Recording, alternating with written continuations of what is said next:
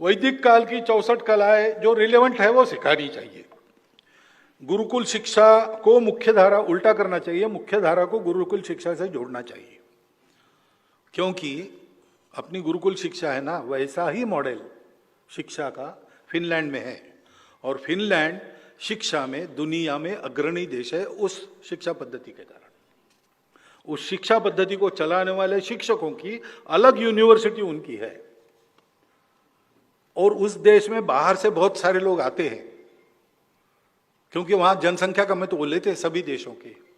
तो जितनी भाषाओं के लोग आते हैं उतनी भाषाओं में 8वीं क्लास तक शिक्षा वहां होती है। 8वीं क्लास तक मातृभाषा में शिक्षा होती है, और 10 छात्रों पर एक शिक्षक एक शिक्षिका। पहले 4 क्लास उनके साथ रहना और घूमना, यही काम होता है, क्लास वर्क नहीं होता है। बिल्कुल गुरुकुल पद्धति के पास वाली है, केवल आश्रम में जाकर रहने की बात इसमें नहीं है। तो शिक्षा पद्धति में सर्वोत्कृष्ट वो पद्धति है जो गुरुकुल पद्धति से पास आती है, इसलिए अपनी शिक्षा की मुख्य धारा को गुरुकुल पद्धति से जोड़ने का प्रयोग करना पड़ेगा। और संस्कृत भाषा की भी बात वही है। अनिवार्य क्यों करे भाई? अपनी परंपरा जानना है, भारत को जानना है, तो संस्कृत भाषा का ज्ञान बहुत अच्छा है, होना ही चाहिए। तब हम जान सकते, मूल स्रोतों से जान सकते।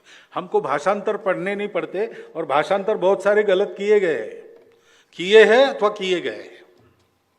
तो मूल स्रोत जानना है तो संस्कृत पढ़ना अनिवार्य है। लेकिन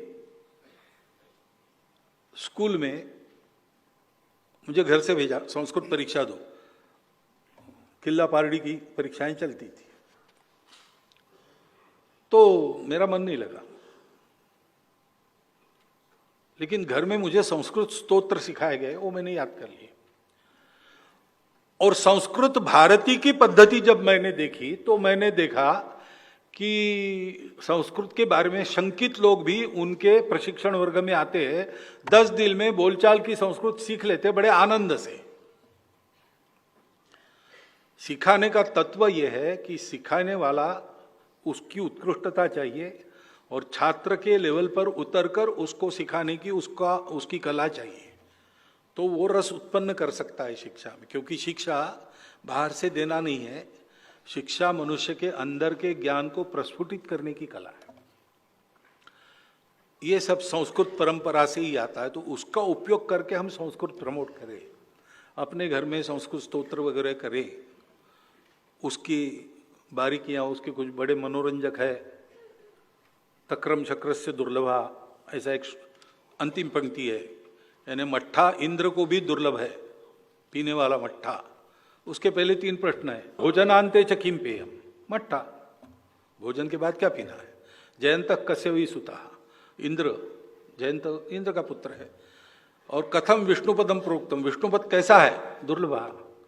तो 3 प्रश्न पूछे, अंतिम पंक्ति में 3 उत्तर लिखे, तक्रम शक्रस्य दुर्लभा। उसका भाषण तोड़ता है, मट्ठा इंद्र को दुर्लभ है। अब ये ऐसा बताते तो इंटरेस्ट उत्पन्न होता है। ये सारी बातें होती थी, ये करनी चाहिए, तो अपने आप बच्चे संस्कृत पढ़ेंगे। लेकिन संस्कृत का काम चलाओ ज्ञान कम से कम भारत को समझना चाहने वाले प्रत्येक को होना चाहिए।